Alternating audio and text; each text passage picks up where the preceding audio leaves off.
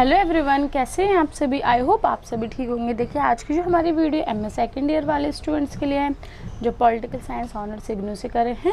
आज मैं आपको बताऊंगी एमपीएस 3 के 2019 के क्वेश्चन सॉल्व पेपर करा रही हूँ और मैं इसमें कुछ इंपॉर्टेंट क्वेश्चन भी करा रही हूँ जो मेरे अपने बनाए हुए थे जो आपके एग्ज़ाम में आ सकते हैं। तो वो क्वेश्चन भी मैं इसमें इंक्लूड करूँगी। लास्ट के 4 क्वेश्चन वही हैं। और देखिए स्टूडेंट, जो आपकी एमपीएससी बुक है ना, इसमें इंपॉर्टेंट क्वेश्चन देखना बहुत मुश्किल है क्योंकि इसमें क्या कहते हैं बार बार अलग अलग क्वेश्चंस आ रखे हैं। इसमें कोई रिपीट है ही नहीं, एक दो क्वेश्चंस है जो रिपीट हैं। क्योंकि देखिए इसमें है ना, जो आपके राइटर हैं उसके बहुत सारे सिद्धांत हैं, तो हर बार अलग अलग सिद्धांत के बारे में पूछा जाता है। मतलब राइटर तो सेम ही पूछा जाता है कि अरस्तु के इसके बारे में बता दीजिए, नेक्स्ट पेपर में और किसी चीज़ के बारे में पूछ लेगा। तो इसलिए आपको इसमें खुद से भी आप बुक में से पढ़ सकते हो तो बहुत अच्छा है आप ही के लिए। क्योंकि देखिए इसमें अलग अलग सिद्धांत पूछे जाते हैं। अगर आप जो मैं आपको सिद्धांत कराऊँ वो ना पूछे जाए, उसके कोई और पूछ ले, तो आपको एग्जाम में वो भी आना चाहिए। तो आप क्या करोगे कि ऑनलाइन जो बुक है उसमें से आपको बस 2-2 लाइन सब सिद्धांतों की पढ़ लो, 2-3 लाइन, तो आपको पूरा समझ आ जाएगा। क्योंकि जब हम एक सिद्धांत के बारे में पढ़ते हैं तो हमको पता चल जाता है वो राइटर किस प्रकार की सोच रखते हैं, कैसा है। तो जब आप सबके बारे में थोड़ा थोड़ा पढ़ लोगे तो आपको याद रहेगा और एग्जाम में आप लिख सकोगे। तो बस यही आपके लिए एडवाइस थी। तो चलिए आज के वीडियो को हम स्टार्ट करते हैं। अगर आपको वीडियो अच्छी लगे तो लाइक शेयर सब्सक्राइब ज़रूर कीजिए। आज के हमारा फर्स्ट क्वेश्चन है, मैकियावेली के सरकार और राजतंत्र है। सरकार में है ना, मैकियावेली ने कुछ वर्गीकरण किया है जिसकी 6 पार्टों में उसने डिवाइड कर रखा है। तो उसी के बारे में बताना है इसमें कि मैकियावेली ने सरकार में जो वर्गीकरण किया है उसका वर्णन करना है। तो देखिए जो मैं आपको शॉर्ट में सारे क्वेश्चन समझाऊंगी, इसमें जो पूरे क्वेश्चन का जो सारांश होता है वो आपको मैं बता दूंगी, ठीक है। बाकी आप स्टॉप करके वीडियो को अच्छे से पढ़ लेना जो भी इसमें लिखा है, ताकि आप एग्जाम में लिख के भी आ सको सही से। तो फिर मैं आपको समझा देती हूँ। तो देखिए जो मैकियावेली है उन्होंने है ना पहले उन्होंने वो ऐसे बांटा है। मैकियावेली बोलते हैं कि जो सरकार होती है, फिर जो तंत्र होता है जिसको हम शासन बोलते हैं, उसमें अच्छी भी चीज़ें होती है और बुरी भी चीज़ें होती है। जो हमारे शासन होते हैं, सरकार होती है, उसमें कुछ चीज़ें अच्छी होती है और कुछ चीज़ें बुरी होती हैं। तो इसी प्रकार से उन्होंने 3 चीज़ें अच्छी बता रखी हैं और 3 बुराइयाँ कर रखी हैं। और देखिए जो मैकियावेली है वो यूनान रोमन के विचारक थे और वहाँ पे उन्होंने सरकार के बारे में बताया है। और ऐसे वहाँ पे बहुत सारे विचारक थे जिन्होंने सरकार के बारे में बताया, उसी प्रकार से मैकियावेली ने भी बताया है। और वो बोलते हैं कि जो आपका शासन होता है ना, जो आपकी सरकार होती है वो परिवर्तनशील होती है, मतलब कि बदलती रहती है आपकी। पहले समझ लीजिए राजतंत्र आएगा तो फिर आपका निरंकुश तंत्र आ जाएगा, फिर उसके बाद जनतंत्र आएगा, अल्पतंत्र आएगा, मतलब सब बदलता रहता है, सब चेंज होता रहता है। तो वही सब चीज़ें इसमें बताई गई है। और देखिए मैकियावेली किस किस बारे में बात करते हैं, जैसे कि आपका राजतंत्र, निरंकुश तंत्र, अभिजात तंत्र, अल्पतंत्र, जनतंत्र और भीड़ तंत्र, ये सब इन्होंने इसमें शामिल कर रखा है। और ये बताते हैं धीरे धीरे ये सब चीज़ें चेंज होती रहती है, परिवर्तन होती रहती हैं। पहले देखिए मैकियावेली राजतंत्र के बारे में बात करते हैं। वो बोलते हैं कि जो राजतंत्र है वो एक अच्छा तंत्र होता है। उसमें ना क्या कहते हैं सदाचार होता है, लोगों की भलाई, मतलब कि लोगों के लिए भी थोड़ा सोचा जाता है, उसमें राजतंत्र अच्छा होता है। परंतु ये क्या बोलते हैं कि धीरे धीरे टाइम के अकॉर्डिंग क्या होता है कि उसमें भ्रष्ट फैल जाता है, भ्रष्टाचार होने लग जाता है। उसमें क्या कहते हैं उत्पीड़न का सहारा लेने लग जाते हैं, कायरता का सहारा लेने जाते हैं, लोगों के साथ दुर्व्यवहार करते हैं।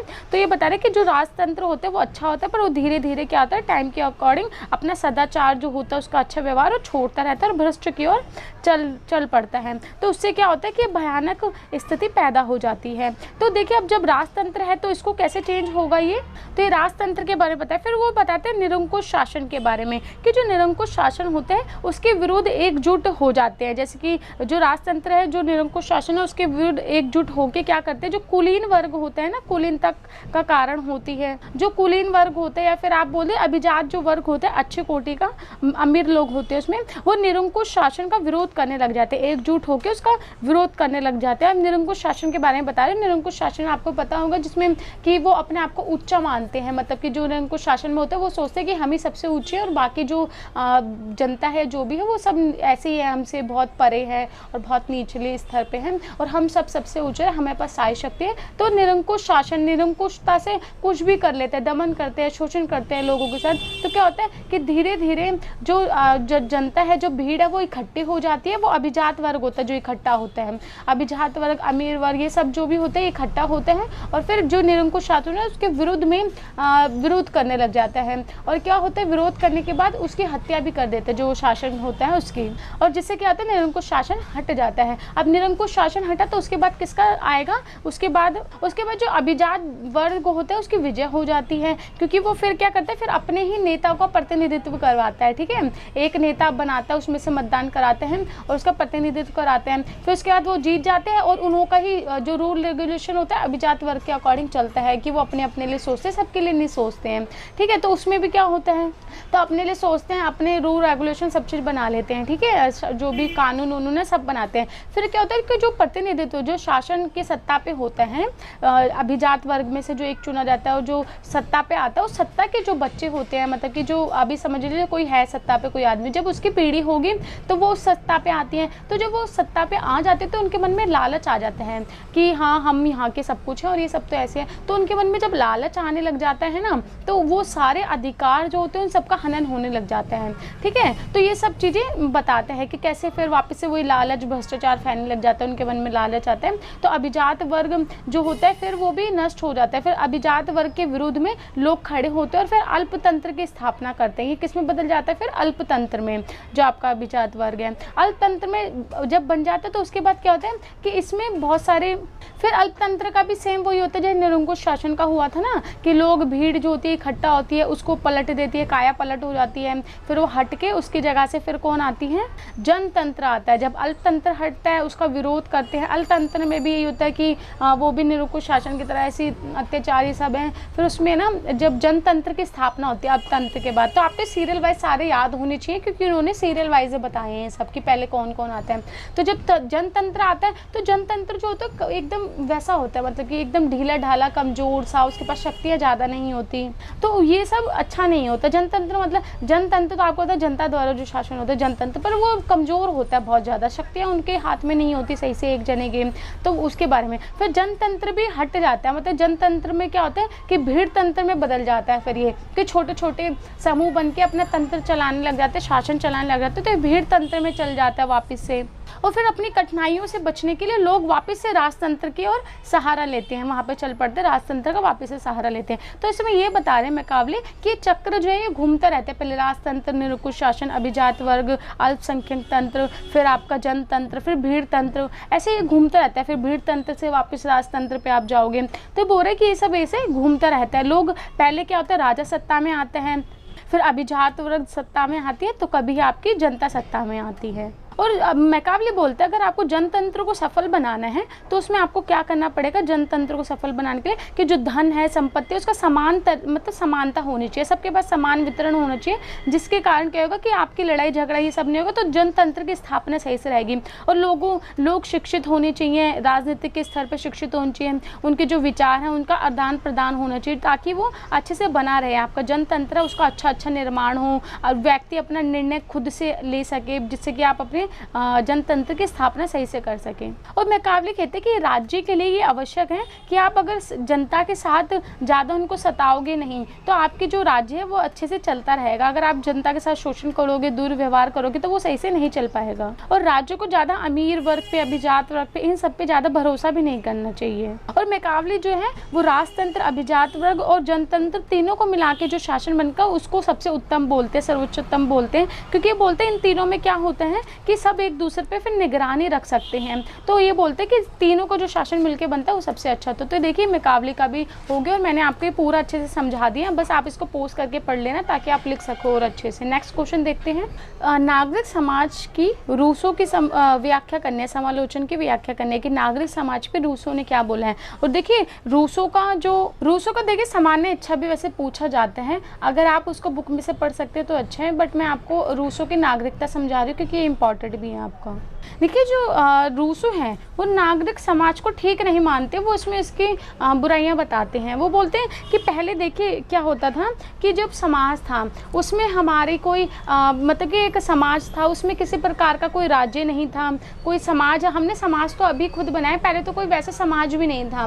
पहले सब अपने लोग आत्मनिर्भर होकर कार्य करते थे, उन लोगों को किसी से कोई इतना लेना देना नहीं होता था और वो अपना कार्य अपना मतलब कि अपना लाभ देखते थे, परंतु दूसरों की हानि नहीं पहुंचाते थे, कम से कम हानि हो दूसरे की ऐसा कार्य करते थे। और जिसमें कोई स्वार्थ नहीं था, कोई लालच नहीं था, मतलब ये सब चीज़ नहीं थी पहले के टाइम पे बता रहे हैं। आदिम युग की बात बता रहे, जो आदिम युग था उस टाइम पे बता रहे कोई समाज ही नहीं था, क्योंकि वहाँ पे सब ऐसे लेते रहते थे अलग थलग होके, किसी को किसी से कोई लेना देना नहीं था, सब अपना आत्मनिर्भर थे, अपना खान पीन सबका खुद गुजारा चलाते थे और प्रकृति के ऊपर डिपेंड होते थे, मतलब कि ये सोचते थे प्रकृति ही सब कुछ है, इसमें वही सब देखती है।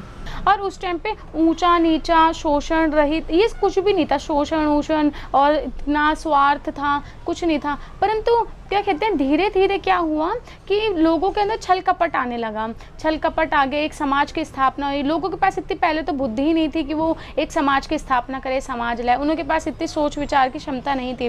परंतु धीरे धीरे क्या हुआ, लोगों के बुद्धि आई तो उसमें वो समाज की स्थापना की उन्होंने। वो समाज में क्या हुआ कि जो उनके सदाचार होते, जो पहले की सोच थी कि जिसमें कोई छल कपट नहीं था, उस सबको नष्ट कर दिया और लोग अपना विकास करने लगे, सभ्यता का विकास होने लगा, जिससे कि सब कुछ नष्ट हो गया और लोगों के अंदर अहंकार आ गया, घृणा आ गई और धीरे धीरे ये समाज जो है इसकी स्थापना होती गई और इसमें शोषण भ्रष्टाचार ये सब होता रहा।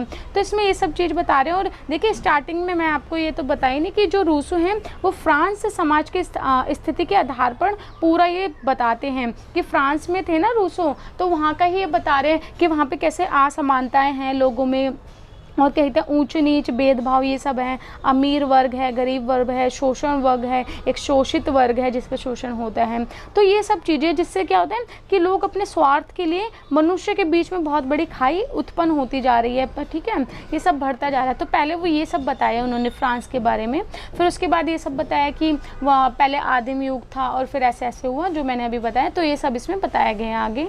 देखिए फिर रूसो क्या बोलते हैं कि क्या हुआ कि जब ये प्रथम एक ऐसा व्यक्ति था, अभी एक ऐसे अपनी कल्पना ही बता रहे हैं, प्रथम एक ऐसा व्यक्ति होगा जिसने है ना जमीन के भूभाग की ओर चारों तरफ एक घेरा बना के बोला होगा कि मेरी ज़मीन है, इसमें मेरा हक है। तो बाकी जो उसके आसपास के व्यक्ति होंगे उसने भी मान लिया होगा हाँ ये इसकी ज़मीन है, इसका हक है। तो ऐसे उन्होंने मूर्खता की होगी, फिर उन्होंने भी ये सब किया होगा, अपनी ज़मीन पे घेरा बना लिया होगा। तो ऐसे निजी संपत्ति का उत्पादन हुआ, लोग निजी संपत्ति आने लगे। फिर उसके कारण क्या हुआ कि जो गरीब होता है अमीर होते हैं इनों के बीच फिर भेदभाव आने लगा और जो निर्धन होता है उसका शोषण होने लगा, आर्थिक रूप से उसका शोषण होने लगा। और फिर श्रम विभाजन होने लगा कि हाँ जो जिसके पास ज़्यादा श्रम है वो अच्छी उसका हो जाएगा, अमीर हो जाएगा, जिसके पास कम है वो श्रमिक बन जाएगा, है ना, उसके पास कम पैसा होगा उसका शोषण हो जाएगा। इसी प्रकार से जो गरीबी है इसका भी वहाँ से वो हुआ उत्पाद बोल सकते हैं, उत्पन्न हुई वहीं से। और देखिए जो संपत्ति का उन्होंने हरण किया कि संपत्ति को अपने कब्जे में कर लिया, अब उसके लिए एक राज्य भी होना चाहिए इसको सुरक्षता प्रदान करने के लिए, है ना। तो इसी प्रकार से एक राज्य का जन्म हुआ कि हमारी जो संपत्ति है उन सबका संरक्षण कौन करेगा, इंसान खुद तो सब चीज़ का कर नहीं पाएगा। तो इसी प्रकार से राज्य का भी जन्म हो गया और उसी में ही जब राज्य का निर्माण हो तो उसी में जो कानून है ये सब चीज़ें भी आ गई। परंतु गरीबों को ऐसा बताया गया कि ये जो राज्य है ये तुम्हारे कष्टों को, जो भी तुम्हारे साथ दुर्व्यवहार हो रहा है, तुम्हारी गरीबी को कौन दूर करेगा, कौन इन कष्टों को काटेगा, ये जो राज्य बनाया है ये काटेगा। तो रूसो इसी प्रकार से बोलते हैं जब तक राज्य कायम रहेगा तब तक शांति की स्थापना नहीं हो सकती, शांति असंभव है। और बड़े शांति की अगर स्थापना करनी है तो उसका एक ही मात्र साधन है कि आप प्रकृति की अवस्था की ओर वापस लौट जाइए, कि जैसे कि पहले हुआ करता था आदिम जमाने में, लोग प्रकृति पे निर्भर थे, कोई स्वार्थ नहीं था, किसी का मेरा तेरा नहीं था, सब कुछ ऐसी था। तो उस सब पे लौट जाइए और आदर्श समाज का निर्माण करना।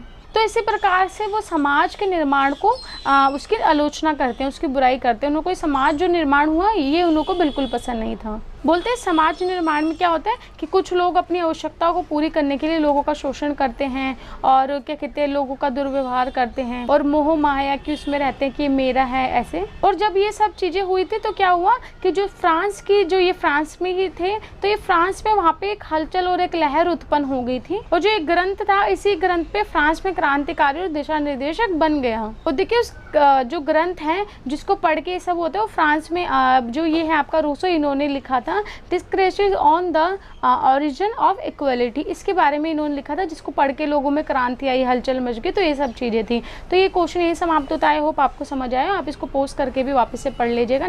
देखिए नेक्स्ट हमारा क्वेश्चन है, जे.एस. मिल के कथन पर टिप्पणी कीजिए, जिसमें कि वो लिखते हैं सुकरात असंतुष्ट होना एक मूर्ख संतुष्ट होने से बेहतर है। तो इसके ऊपर बताना है कि वो ऐसा क्यों लिखते हैं।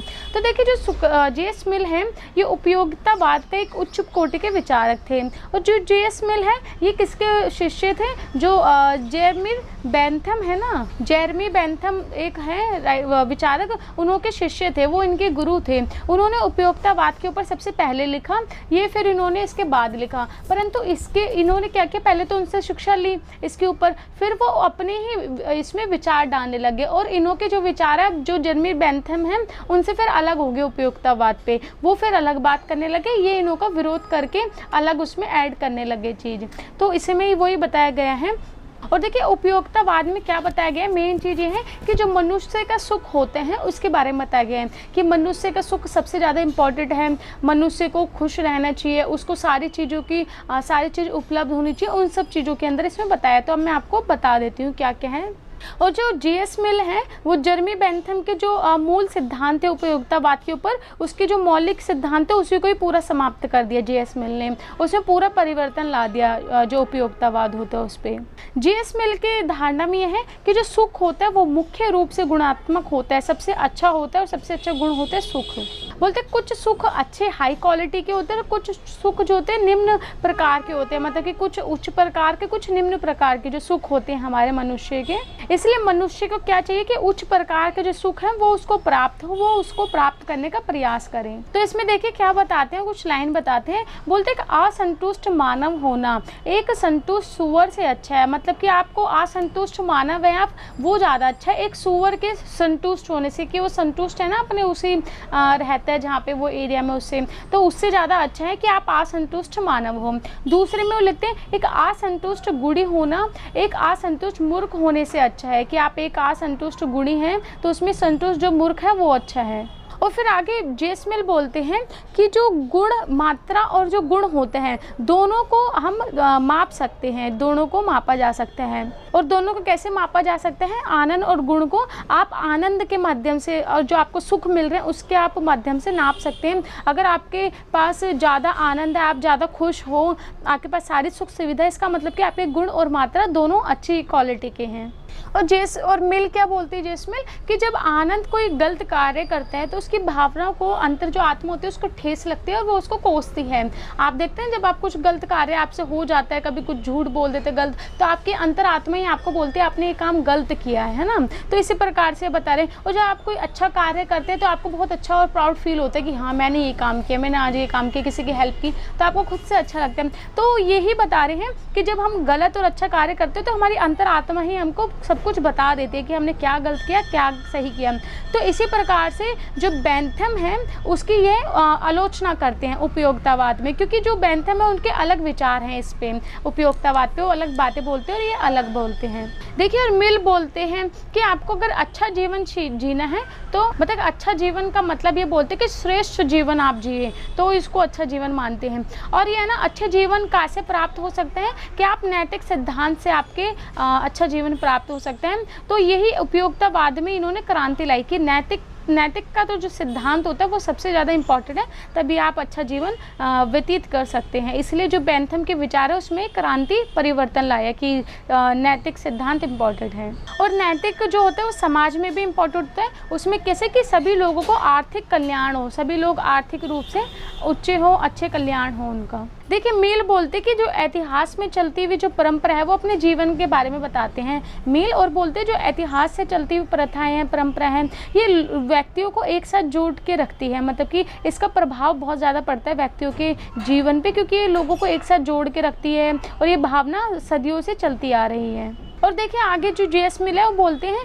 कि लोगों का दो प्रकार से ही जीवन होता है, जैसे मैंने ऊपर बता दिया उच्च और निम्न। परंतु जो बेंथम होते हैं वो खाली एक ही जीवन के लिए बताते हैं, मतलब कि सबका एक बराबर ही उद्देश्य और सबका एक बराबर ही मात्रा होती है जीवन जीने की, सबका सेम उद्देश्य होता है। परंतु जो जेएस मिल है वो अलग अलग बताते हैं कि दो होते हैं, एक हाई क्वालिटी का जीवन जो व्यतीत करते लाइफस्टाइल, एक निम्न क्वालिटी का।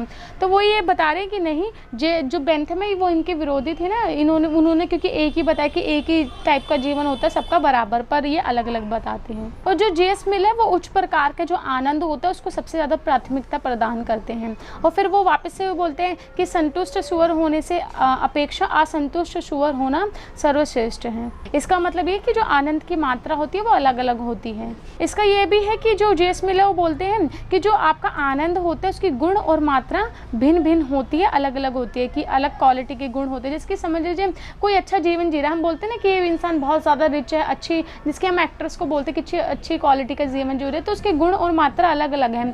और हम जो है मिडिल क्लास फैमिली होते हैं, हम बोलते हैं कि हाँ हमारा जीवन नॉर्मल है। तो वही ये बता रहे कि अलग अलग तरीके से जीवन होते हैं सबके। और जो मिल हैं वो राज्य को नैतिक संस्था मानते हैं, क्योंकि उनके अनुसार ये है कि राज्य का उद्देश्य क्या होता है, उपयोगिता को पूरा करना नहीं होता, वो व्यक्तियों के अंदर नैतिकता का गुण का विकास करना होता है, ताकि व्यक्ति के अंदर नैतिकता का गुण विकास होगा और वो अपने जीवन को अच्छे से जी सकेंगे।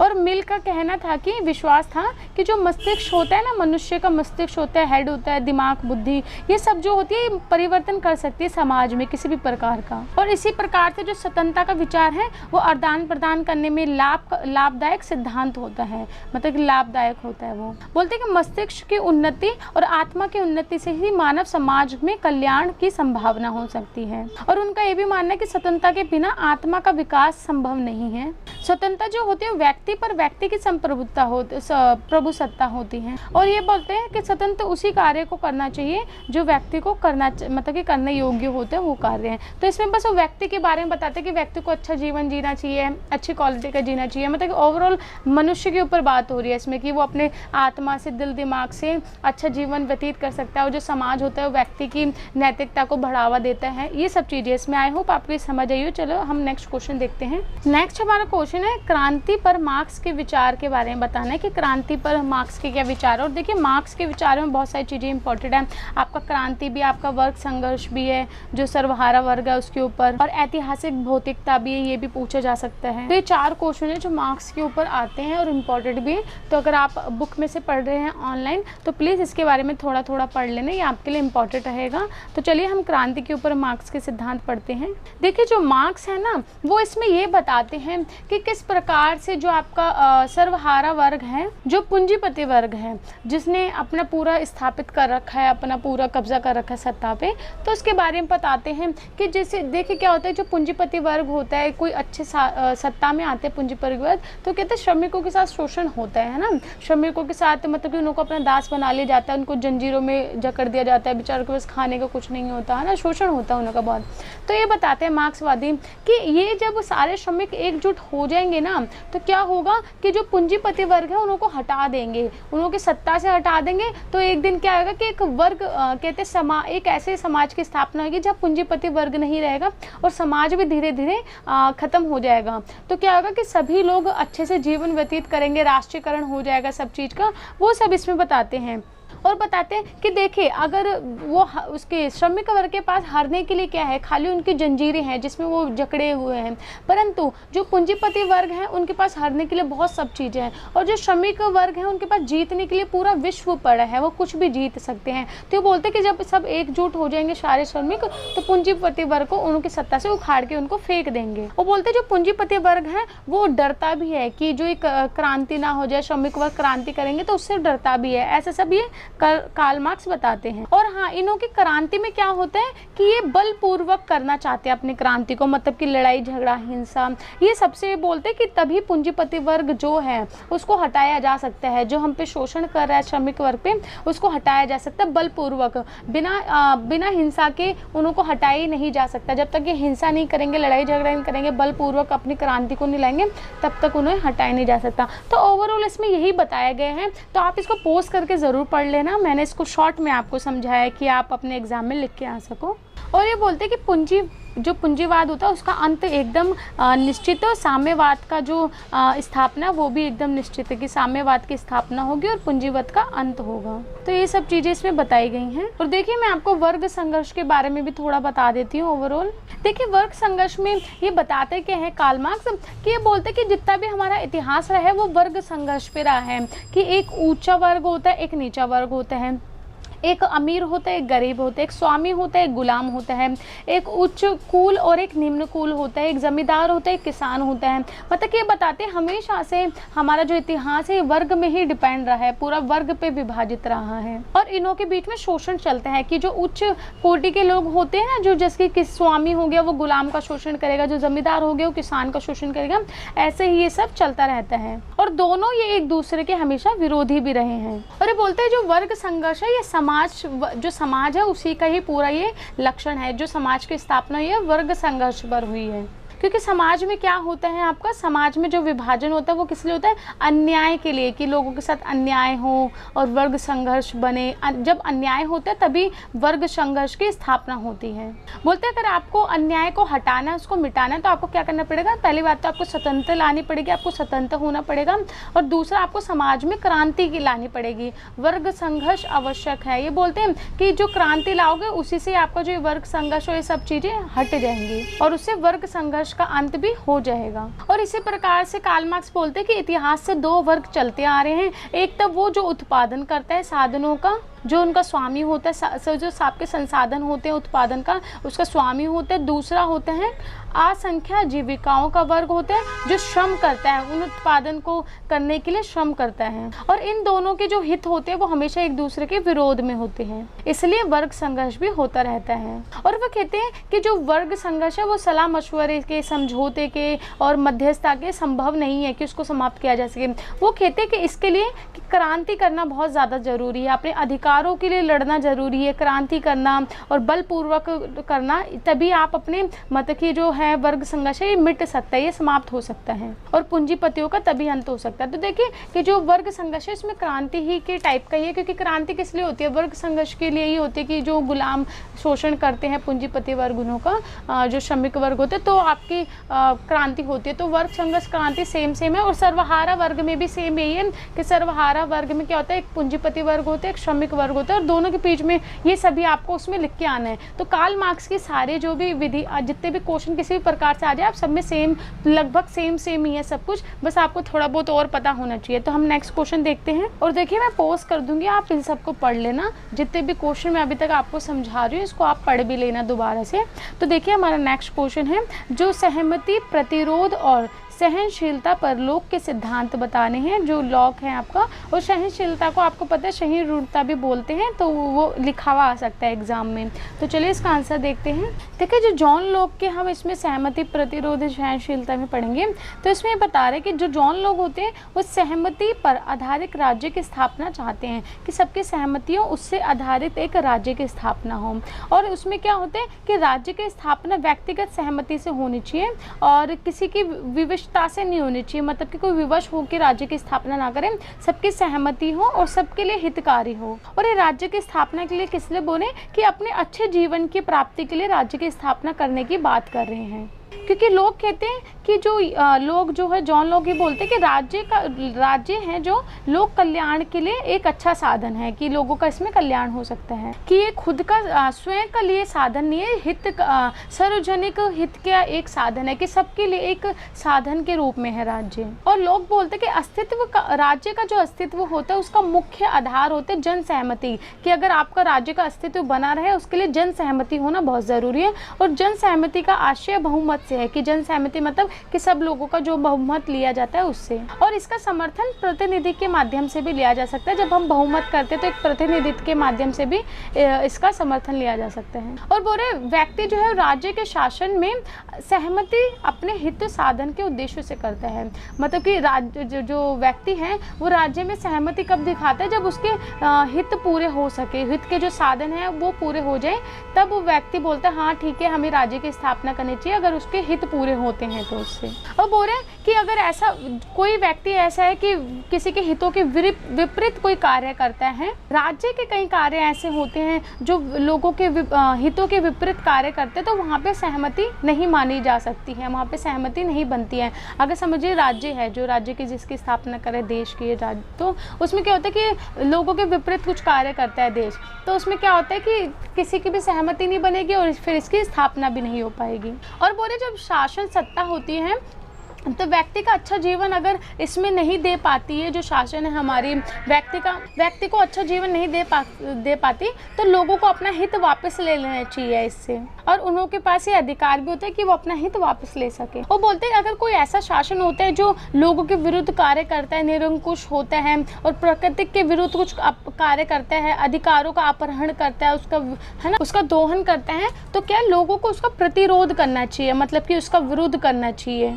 जनता को अपने अधिकार के लिए लड़ना चाहिए और उसका प्रतिरोध करना चाहिए जो शासन है। और वो बता रहे कि इसमें परिवर्तन के लिए वो 4 तरह की स्थितियां बताते हैं। पहली है, बोलते हैं अगर कोई राजा अपना कानून जनता के ऊपर लादता है, मतलब कि उनके ऊपर अब दबाव बनाता है कि आपको ये आदेश मानना है, तो एक ये पहला हो गया, मतलब कि कब लोगों को प्रतिरोध करनी चाहिए, उसके 4 वो बता रहे हैं। दूसरे है कि जब जनता, जब क्या कहते हैं कोई राजा, विधायिका कोई होती है या फिर जो भी कानून होते हैं उसमें कोई बाधा डालता है, तो लोगों को उसके खिलाफ बोलना चाहिए। और जब राजा द्वारा कोई संपत्ति या कोई संपत्ति के संबंध में कोई कानून में परिवर्तन करता है तो उसके खिलाफ बोलना चाहिए।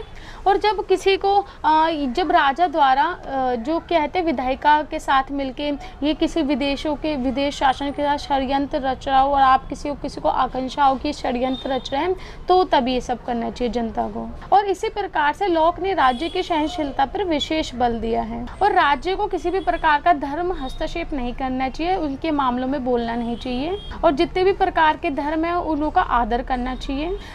लॉक का मानना है कि विभिन्न धर्म की जो एकता होती है वो राज्य के लिए आवश्यक होती है, परंतु लोग दूसरी तरफ बोलते हैं कि धर्म को किसी भी प्रकार की राजनीतिक में बाधा उत्पन्न नहीं करनी चाहिए। तो ये क्वेश्चन भी हमारे यहीं समाप्त होता है। नेक्स्ट हमारा क्वेश्चन है लोकतंत्र और क्रांति पर टॉकविल के विचार बताने हैं, कि लोकतंत्र जो क्रांति उस पर जो टॉकविल है उनके बारे में। देखिए इस क्वेश्चन को मैं आपको शॉर्ट में समझा देती हूँ आंसर को, बाकी आप इसको पोस्ट करके पढ़ लेना कि इसमें क्या बताया जा रहा है, वो बताती हूँ।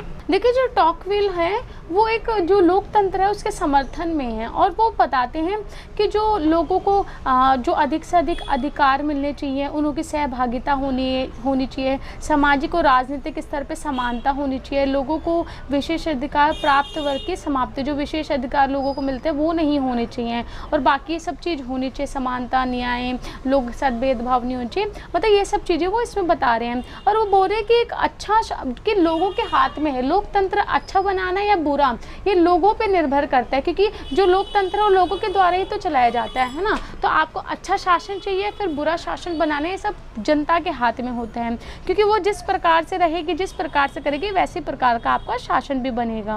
और इसमें बोलते हैं कि स्वतंत्रता बहुत इंपॉर्टेंट होती है, आपकी लोकतंत्र के अंदर स्वतंत्रता सबको मिलनी चाहिए।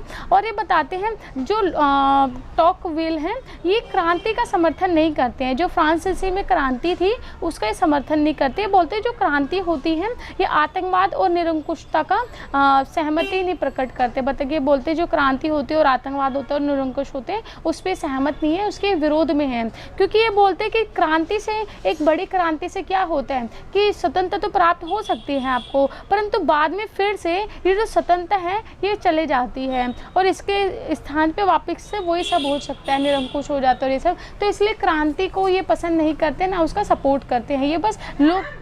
तो इसी प्रकार से हमारा ये क्वेश्चन समाप्त होता है। हम अपना नेक्स्ट क्वेश्चन देखते हैं। हेगेल के इतिहास का दर्शन बताना है आपको हमको, कि हेगेल है जो उन्होंने इतिहास के बारे में बताया है वो।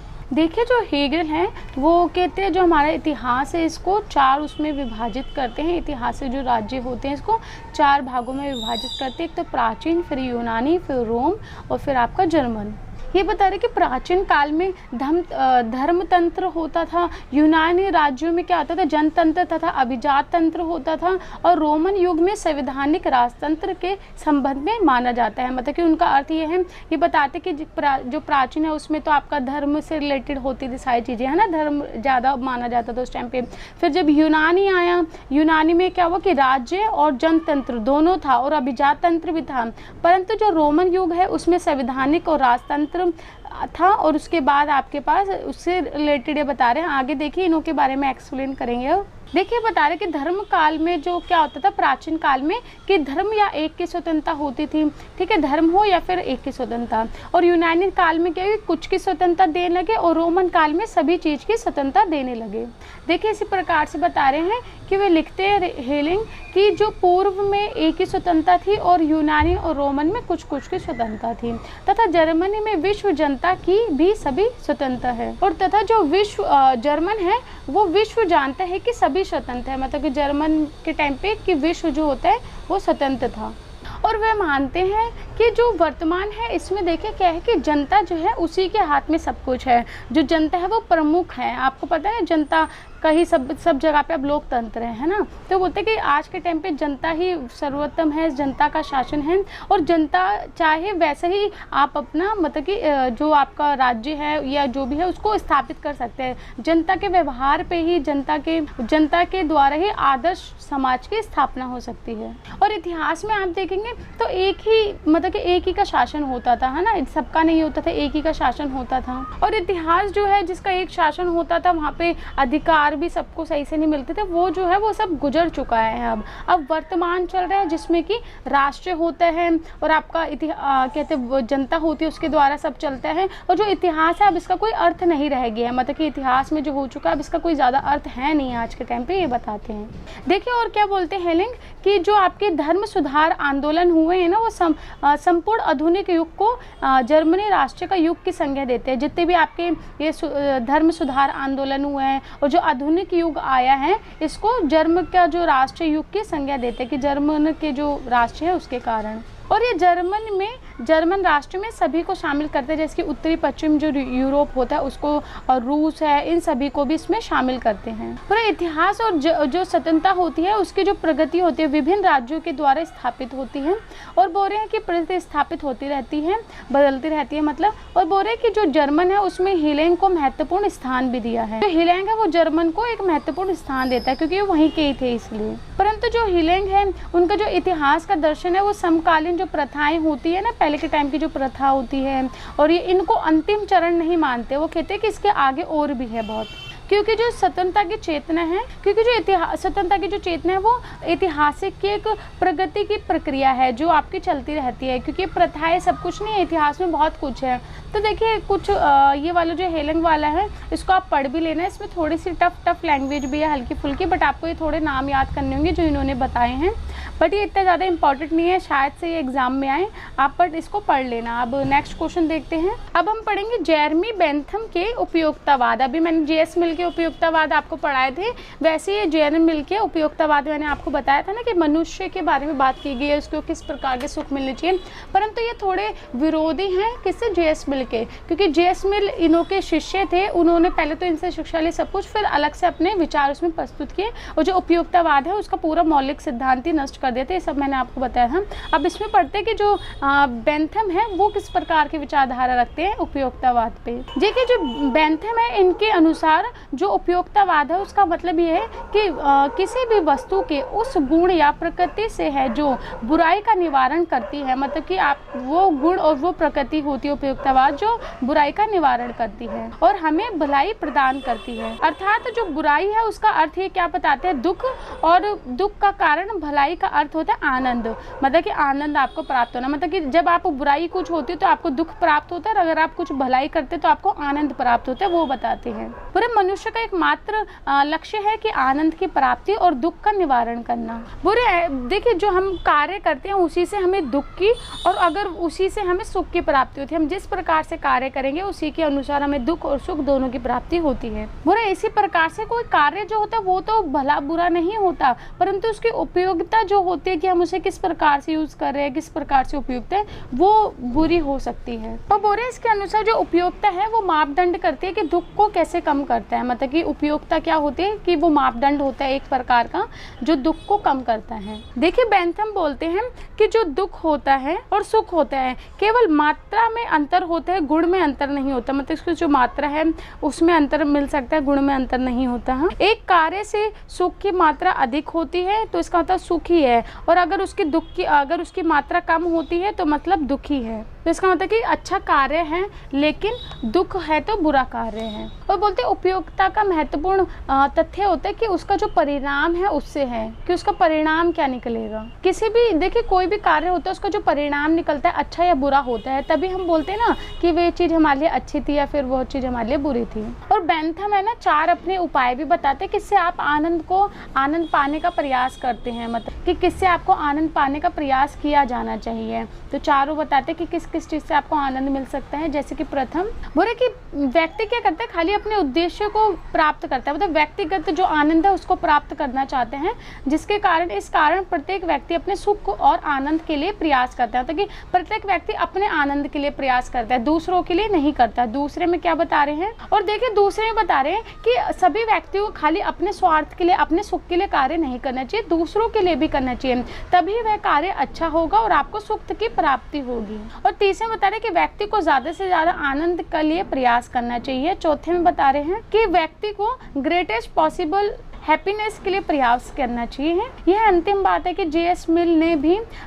स्वीकार की है कि उपयोगिता के लिए एक सर्वाधिक महत्वपूर्ण है कि जो अच्छी आपकी खुशी होती है वो आप उसको प्राप्त करें। और ये उपयोगितावाद में ये भी बताते हैं कि हमें अपने आचरण को कैसे नियंत्रित करना चाहिए, मतलब कि अपने जो व्यवहार है, अपना आचरण है, इन सबको कैसे नियंत्रित करना चाहिए। तो इसके लिए ये जानना सबसे जरूरी है कि कौन सा कार्य उचित है और कौन सा अनुचित है, मतलब कि कौन सा कार्य अच्छा और कौन सा बुरा। और उनके अनुसार कि जो परिस्थितियां होती है उसके अनुसार एक बैड एक्शन भी राइट एक्शन हो सकता है। मतलब कि जैसी परिस्थितियां उसमें अगर आप कोई ऐसा एक्शन लेते हैं जो खराब है, परंतु वह उस परिस्थिति के अनुसार वो अच्छा एक्शन भी हो सकता है। तो परिस्थिति के अनुसार सब होता है। और इनके अनुसार कि अच्छे बुरे कार्य को आप अंतरात्मा से नियंत्रण कर सकते हैं, क्योंकि आपकी जो अंतरात्मा है वो आपको बताती है कि अच्छा कार्य और क्या बुरा कार्य है। परंतु फिर ये बोलते हैं कि जो उपयोगिता का सिद्धांत है वो सबसे अच्छा है, क्योंकि कई बार जो अंतरात्मा होती है वो भी अनिश्चित हो जाती है, वो सही से आपको बता नहीं पाती है। तो जो उपयोगितावाद का सिद्धांत है ये अंतरात्मा और अन्य कोई तथ्य नहीं है। और देखिए फिर ये बताया जा रहा है कि जो बेंथम के जो सिद्धांत है उन्होंने बड़ी